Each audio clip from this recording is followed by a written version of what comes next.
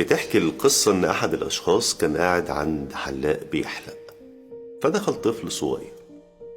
فالحلاق بيقول للراجل الولد ده مغفل بالفطرة. فبيسأله إزاي؟ فقال له هثبت لك. تعالى يا حماد يا حبيبي. وطلع من جيبه 5 جنيه و100 جنيه، وقال له تحب تاخد ال5 ولا ال100؟ فالطفل قال له طبعا هاخد ال5 جنيه. فالحلاق ضحك وبعدين بص للراجل وقال له مش قلت لك مغفل بالفطرة؟ أو كل يوم يجي ويضحكني بغبائه واقعد اضحك عليه. وفضل يضحك. صاحبنا حلق وخرج، فقابل الطفل وهو بيشتري بال5 جنيه حاجة من الكشك أو السوبر ماركت. فقال له تعالى هنا عايز أقول لك حاجة. قال له اتفضل يا عم. نعم.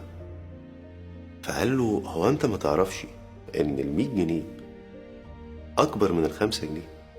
فقال له عارف طبعا. قال له طيب ليه بتختار ال5 جنيه مش ال100؟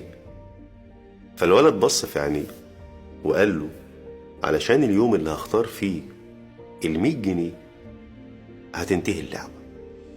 ارجع بالحدوتة وارفع الكاميرا وعيد المشهد. فرجنا الحكاية بعينين الولد، ورينا خطوته الواثقة وهو رايح يجيب ال5 جنيه من عند الحلاق المغفل. الحلاق اللي بالنسبة للولد كل يوم بيلعب معاه نفس اللعبة وما بيتعلمش. وسع الكادر، خليه يضم كل اللي غرورهم صور لهم ان هم فوق الناس، اللي مفكرين ان هم اذكى وانبه وان الحياة دايرة بالذكاء والفهلوة. فرجنا الكبر والغطرسة بيعملوا ايه في خلق الله، وازاي ممكن يعيشوا الواحد في وهم الكمال والعبقرية. نور مسرح الدنيا، ورينا العرايس الورق والأبطال القش والحواديت اللي مليانة بطولات موهومة. وليه؟ ضلم المسرح وهات الكادر على إبليس. ذكاؤه يغلب ذكائك، وحيله ما بتنتهيش، وفوق كل ده معافر ما بيقاسش. هتسألني ازاي ذكي وازاي ده حاله ملعون ومتبشر بالنار؟ عشان الذكاء حاجة والحكمة حاجة تانية خالص. الذكاء نعمة، والنعمة ياما بتفتن لو ما تأيدتش بالحكمة. الحكيم عمره ما بيثق في ذكائه بس، بيشغله بيستثمره بس ما بيثقش فيه ثقة مطلقة، لأنه عارف إنه لو ساب نفسه لفكرة أنا عبقري وأنا جامد وأنا قد أي حاجة وكل حاجة، هيتصدم إن هي ما بتمشيش بالذكاء ولا بالعبقرية ولا بالجينيوس، وإن فوق كل ذي علم عليم، وإن الذكاء بيخون وبيغر وبيخدع.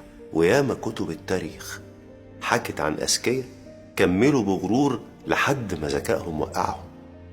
لكن الحكمة يعني التواضع، يعني السكوت، يعني التأمل.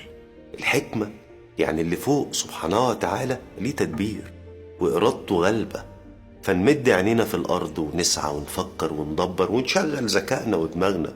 تمام، كل ده تمام. بس بعد ما بنعمل كل ده، بعد ما بنعمل اللي علينا، بنرفع العين للسماء وندعي ان ربنا يسلم ويبارك. ربك سبحانه وتعالى أثنى على الحكمة وقال فمن أوتي الحكمة فقد أوتي خيرا كثيرا. الذكاء والخطط الجهنمية هتسمعها من النجوم والعمالقة كل واحد في مجاله، بس الحكمة ممكن تلاقيها على لسان فلاح في الغيط وصياد في البحر وعجوز على باب جامع أو قاعد على مصطبة. وهي الأمثال الشعبية مين ألفها؟ حكمة فضلت تجري على لسان الخلق ملهاش صاحب، لحد ما وصلتك ووصلتني وبيتقال قبلها على رأي المثل. إياك يا صاحبي تتغر بذكائك ولا شطارتك، مش عشان ربنا فتح عليك ولا تجارتك مشيت ولا جبت تقدير امتياز تشوف نفسك أحسن من غيرك ولا أعلى منه.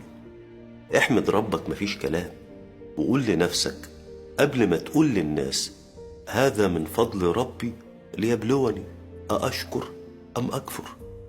ما تطمنش لده، اوعى تطمن لده.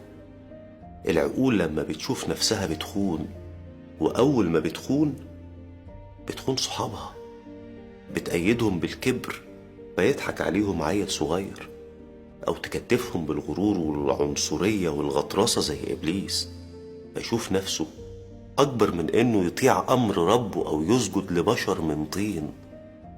وسع كادر الكاميرا هتشوف إن ياما أذكياء شالوا الطين، وإن مش مهم تكون ذكي، المهم تكون حكيم. والحكمة يعني تسكت أكتر، تتأمل أكتر، تسلم للملك سبحانه وتعالى وتثق فيه، مش في ده أكتر.